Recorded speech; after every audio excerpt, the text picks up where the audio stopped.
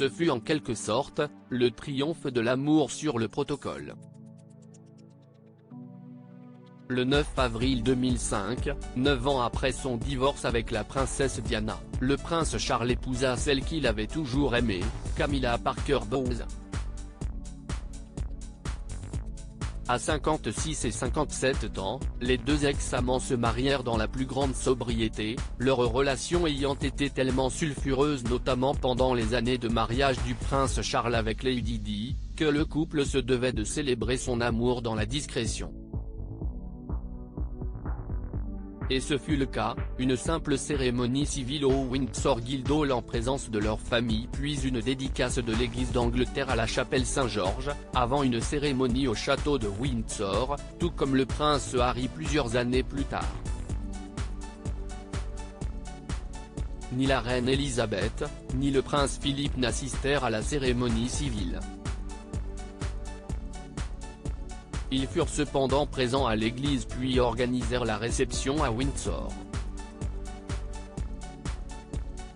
Prétendante et conduite dans les années 1970. Prétendante de la première heure, elle avait été conduite par Lord Mountbatten qui estimait que leur différence d'âge, de 16 mois, ne faisait pas d'elle une bonne candidate pour épouser le futur héritier à la couronne. C'est Diana Spencer qui lui fut préférée et qui épousa le prince en 1981.